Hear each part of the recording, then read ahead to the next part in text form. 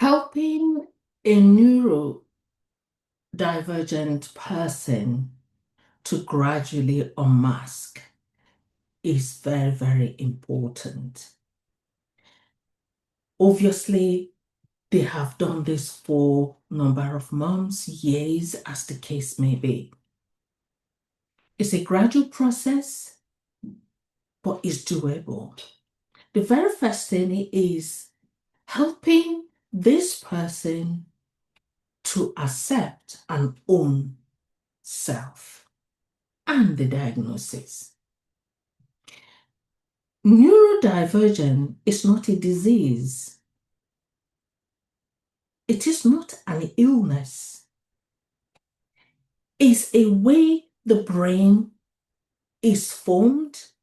So the way that brain is functioning is different. So it becomes important that this person learns, how does my brain work so that I can maximize my brain. Let me just use a simple example, simplify this. For example, some people are really good with English. Others are really good with maths and science. If I know how to do maths and science and I focus in maths and science related career, I will do the best I can in my career. I might not be a screenwriter. I might not be, a newscaster, but I'll be the best in my science base. The same with neurotypical and neurodivergent. Learning how your brain works becomes so important so that you can be the best of you. So accepting self and diagnosis is the baseline. It takes the pressure off. And it then allows you to gradually put in place reasonable adjustment. This is something that you work through with your psychologist and your workplace, family. I will talk about that later. But the very first part is accepting self, accepting diagnosis. It is what it is. So what do I do next? That's the first stage. Second stage is awareness of differences in self-function. In other words, when, where, with whom do I always wear mask? A lot of times, people can identify that easily. Some might say, when I'm in a place where I'm scared of being judged, so like school, like workplace, like socials, I'm scared of being judged. So I put on the mask. It's important to become aware of that.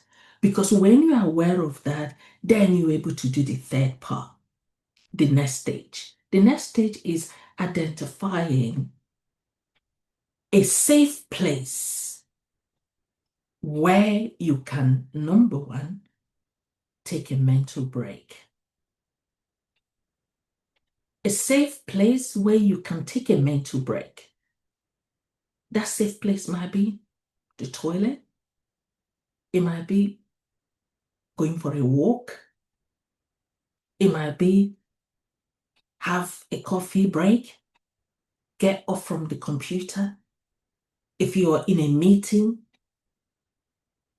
that you were able to take a break to go to toilet, just to be able to breathe. Do that. Find a safe place in that place so that you can do it. It's so important. Mental break is so important. Then being able, within that identity of safe place, is being able to self-soothe. Because when you know your brain is beginning to put on the mask, your brain will tell you. It will tell you. You might decide, I'll go get myself a drink. And while you do that, remember to do your breathing exercise. 2 minutes breathing exercise. Breathe from your nose. Hold it for a few seconds. Out from your mouth. As you go and come back. Or you can go for a walk if you're on break. take fresh air because that resets. It helps to reset your brain, bring down the anxiety. You'll be able to lower the masturbate so they can breathe. Rehydrating yourself is important as well because the brain requires you to be well rehydrated, especially when you're doing this a lot of mental gymnastics with the masking. Rehydrating yourself become very important. So number 4 stage or thing to do is self-affirmation.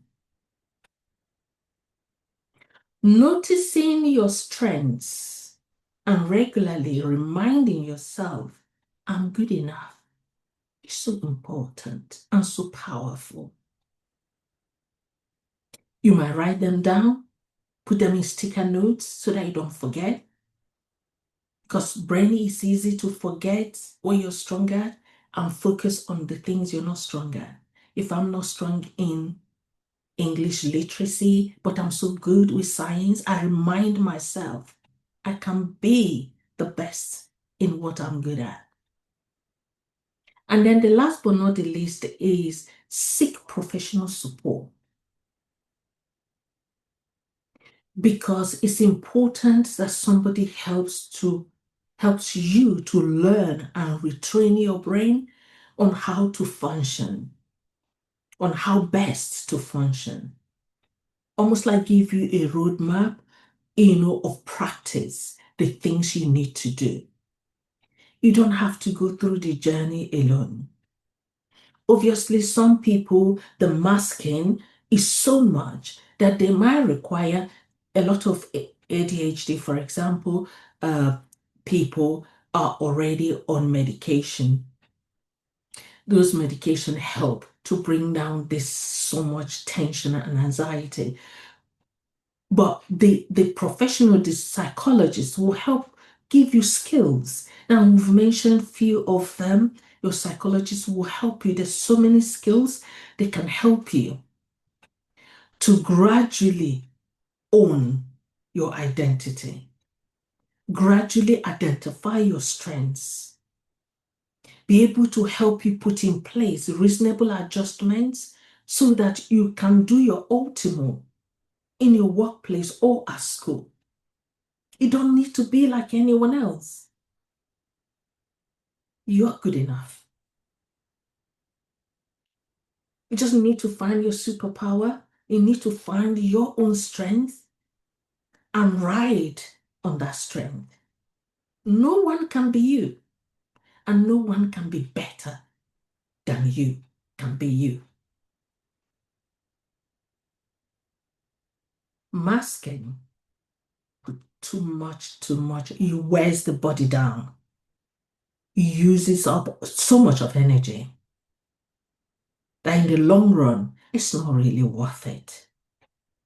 Seek professional help, and they will guide you step by step. If you need support, you can always call our clinic. If you don't have any psychologists in your area, you can call our clinic, you can email us, and we'll take it from there. Take care of yourself, and I'll speak to you soon. Bye.